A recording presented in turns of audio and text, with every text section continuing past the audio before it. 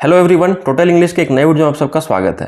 Students, आज के इस वीडियो से मैं ज्योग्राफी को स्टार्ट करने वाला हूं, जो कि आपका सेशन 2022-23 के लिए काफ़ी हेल्पफुल होगा। ज्योग्राफी का first chapter resource and development हम लोग आज स्टार्ट करेंगे। इसके पहले मैंने हिस्ट्री को ऑलरेडी बनाना शुरू कर दिया है वीडियोज़ को, तो अगर आप चाहें तो उनके वीडियोज़ देख सकते हैं आई बटन पर क्लिक करके। तो हिस्ट्री पे मैंने rise of nationalism in Europe chapter पढ़ाना शुरू कर दिया है और इंग्लिश की भी वीडियोज़ बहुत जल्द स्टार्ट होने वाली है। सो चलिए आज का ये वीडियो स्टार्ट करते हैं, जिसमें हमें पढ़ना है रिसोर्स एंड डेवलपमेंट। तो स्टूडेंट, सबसे पहले हम समझेंगे कि इस चैप्टर का जो टाइटल दिया हुआ है रिसोर्स एंड डेवलपमेंट, इसका मीनिंग क्या है। क्योंकि अगर हम टाइटल समझ जाते हैं तो पूरा चैप्टर हमें आसानी से समझ में आने लगता है। देखिए, चैप्टर में यहाँ पर दो चीज़ें दी गई हैं, एक है रिसोर्स और दूसरा है डेवलपमेंट। तो यहाँ पर आपको समझना ये है कि रिसोर्स होता क्या है और यहाँ पर किस चीज़ की डेवलपमेंट की बात की जा रही है ना। तो सबसे पहले रिसोर्स को समझते हैं। रिसोर्स को हिंदी में कहते हैं संसाधन।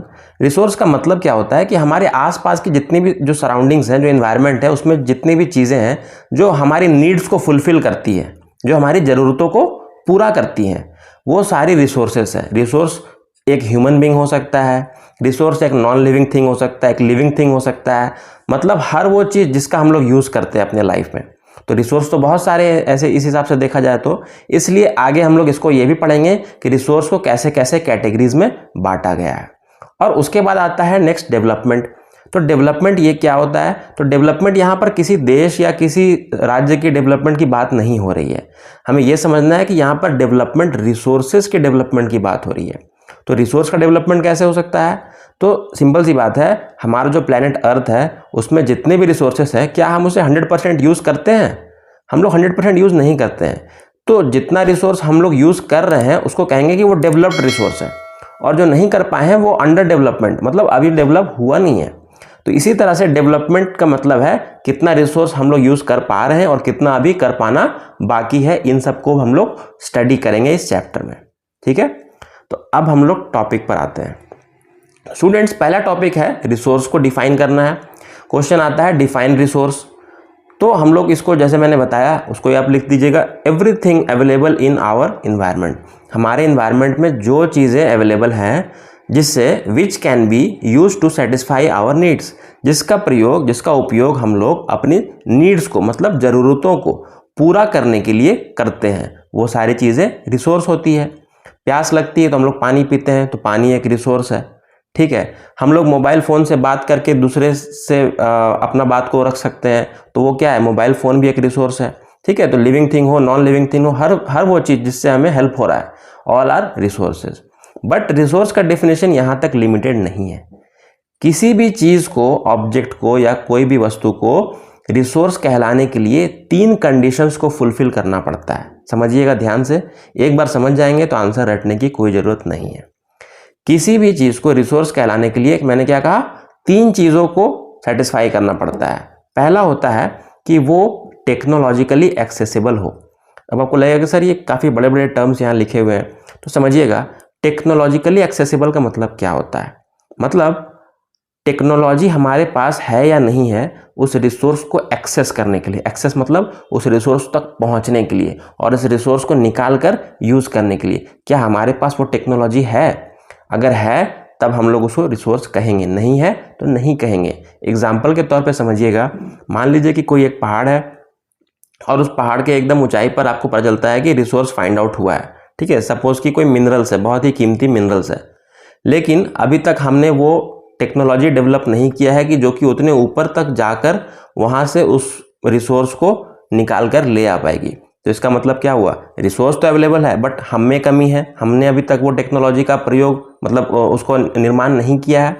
सो कह सकते हैं टेक्नोलॉजिकली एक्सेसिबल वो नहीं है मतलब रिसोर्स वो नहीं है, ठीक है। अगर हम लोग एक्सेस कर पाएंगे तब वो रिसोर्स है। तो फर्स्ट पॉइंट क्लियर है कि हमारे पास पर्याप्त टेक्नोलॉजी होनी चाहिए रिसोर्स तक पहुँच उसे निकालने के लिए।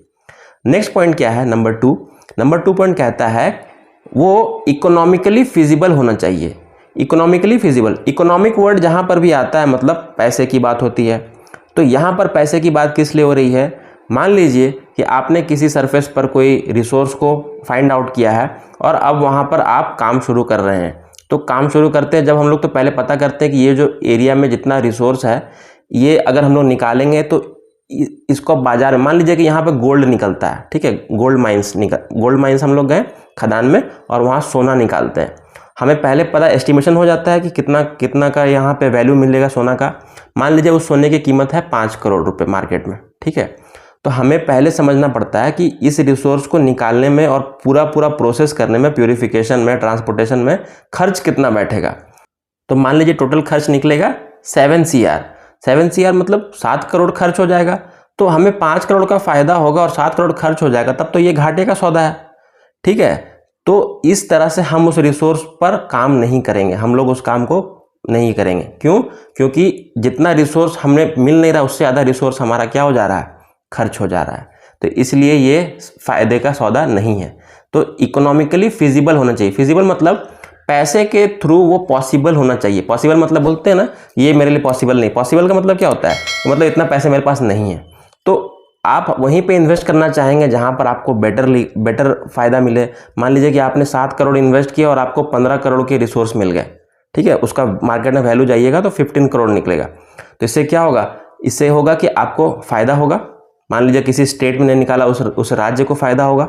तो ये फायदा देखा जाता है, फायदा या नुकसान। अगर नुकसान होता है तो हम लोग उतना रिसोर्स के लिए उतना तकलीफ नहीं उठाते हैं। समझ में आ रहा है इकोनॉमिकली फिजिबल का मतलब क्या हुआ। And the last point is culturally acceptable. Culturally acceptable को समझा पाना तो बहुत आसान है। कल्चरली एक्सेप्टेबल का मतलब होता है कि किसी कल्चर के द्वारा उसे एक्सेप्टेंस दिया जाना चाहिए। मतलब समाज में, जैसे कल्चर का मतलब क्या होता है, संस्कृति। हमारी जो संस्कृति है, संस्कृति मान लीजिए कि अब इसमें एग्जाम्पल समझिएगा, हमारी संस्कृति उसे एक्सेप्ट करती है या नहीं। कोई एक प्लेस है, वहाँ पर रिसोर्स निकल गया, ठीक है, यहाँ पर समझ में आ गया, मान लीजिए कि मिनरल्स निकलने वाला है, यहाँ बहुत कीमती पत्थर निकल रहे हैं।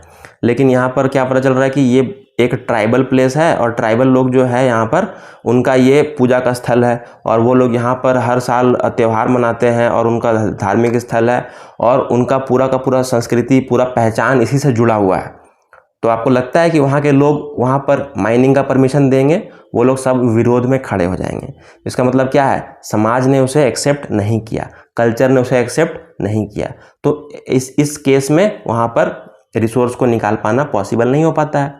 तो ऐसे कुछ केसेस होते हैं, ठीक है। तो टेक्नोलॉजिकली एक्सेसिबल का मतलब समझ में आ गया, हमारे पास पर्याप्त टेक्नोलॉजी है कि नहीं, हम वहाँ पहुँच सकते हैं कि नहीं।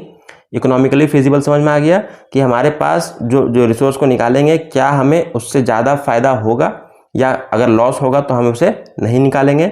और कल्चर उसे एक्सेप्ट करता है या नहीं।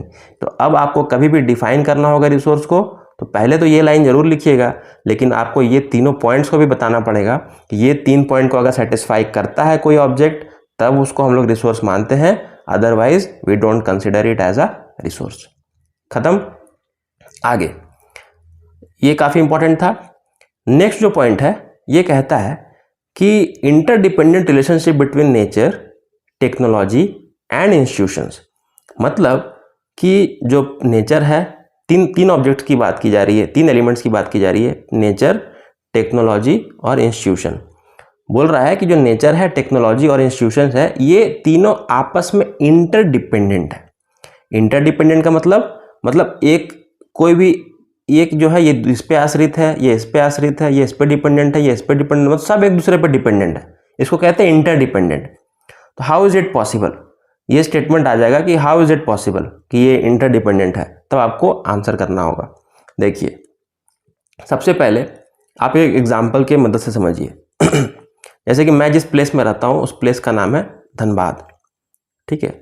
ये जो धनबाद है, ये आपको झारखंड में मिलेगा, ठीक है। झारखंड में एक डिस्ट्रिक्ट है जिसका नाम है धनबाद। तो धनबाद में एक रिवर है जिसका नाम है दामोदर रिवर। क्या नाम है? दामोदर रिवर। अब जो दामोदर रिवर है, ये तो हमने बनवाया तो है नहीं, या किसी का इतना हमारा तो कैपेसिटी है नहीं कि हम लोग कोई रिवर बनवा सकें। इसका मतलब क्या है, ये नेचर के द्वारा दिया गया है। तो हम लोग कह सकते हैं कि इसमें नेचर जो है वो दामोदर रिवर है। नेचर समझ में आ गया, दामोदर रिवर है। अब हमने क्या किया, हम उस रिवर पर गए और वहाँ हमने देखा कि अगर हम अपना टेक्नोलॉजी को यूज़ करते हैं, तब इस पानी से हम लोग बिजली को जनरेट कर सकते हैं, इलेक्ट्रिसिटी पैदा कर सकते हैं। तो हमने क्या किया, अपने साइंटिस्ट, अपने इंजीनियर्स को लेके गए और वहाँ पर एक डैम बना दिया। तो डैम बनाने के लिए टेक्नोलॉजी का प्रयोग तो होगा ही ना, तो हमने क्या किया, डैम बना दिया। ठीक है। तो अब देखिए नेचर क्या था, दामोदर रिवर, हमने क्या किया टेक्नोलॉजी से, डैम बनाया। डैम से बिजली बनाने का जो काम है, क्या वो एक दिन का काम है? नहीं, वो तो हमेशा हमेशा का काम है। तो इसके लिए हमने एक इंस्टीट्यूशन को सेटअप किया, मतलब समझ लीजिए कि एक कंपनी को सेटअप किया जो कि इस काम को देख रेख कर सके। तो जैसे कि यहाँ जो इंस्टीट्यूशन दिया हुआ है, तो यहाँ पर जो इंस्टीट्यूशन है जो बिजली का काम करती है वो है डीवीसी, मतलब इसका फुल फॉर्म होता है दामोदर वैली कॉरपोरेशन।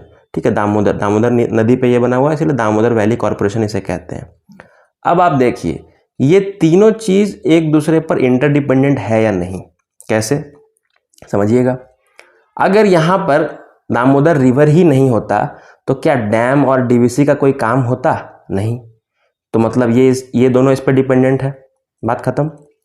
दूसरा केस, अगर मान लीजिए कि ये रिवर होता और हमारे पास ये टेक्नोलॉजी नहीं होता कि हम डैम बना पाते, तो क्या हमको डीवीसी से कोई मतलब होता? हम डीवीसी को कभी सेटअप करते हैं? नहीं करते। मतलब दामोदर नदी भी के बाद भी हम डैम पे डिपेंडेंट है।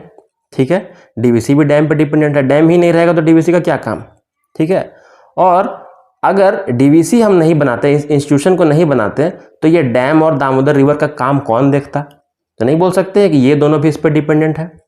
तो इससे हमें क्या समझ में आ रहा है कि ये तीनों आपस में इंटरडिपेंडेंट है। आई होप इस एग्जाम्पल से आपको समझ में आ गया होगा। तो आप स्टेटमेंट में इस तरह से लिखिएगा। आप चाहें तो ये वाला सेम टू सेम एग्जाम्पल भी डाल सकते हैं।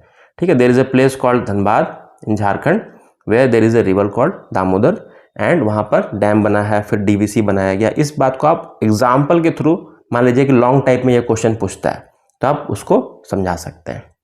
और फाइनली आप कंक्लूड कीजिएगा, human beings interact with nature, हम लोग नेचर से इंटरैक्ट करते हैं। जैसे कि हम नदी के पास गए थ्रू टेक्नोलॉजी, और हमने वहाँ टेक्नोलॉजी का प्रयोग किया एंड क्रिएट इंस्टीट्यूशन, और हमने वहाँ क्या किया, एक इंस्टीट्यूशन सेटअप कर दिया to accelerate their economic development. इससे हमारी आर्थिक डेवलपमेंट हो रही है कि नहीं? बिजली से काफ़ी हद तक हेल्प हो रहा है, घरों में बिजली जा रहा है, फैक्ट्रीज में जा रहा है, कितना विकास हो रहा है इससे।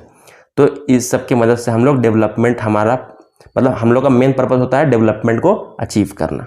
ठीक है, तो आई होप सेकेंड टॉपिक भी आपको अच्छे से क्लियर हो गया होगा।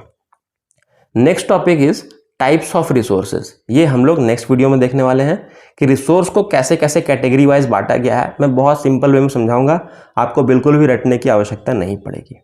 तो स्टूडेंट्स, इस वीडियो पे इतना ही, और नेक्स्ट वीडियो में हम लोग आगे के टॉपिक को क्लियर करेंगे।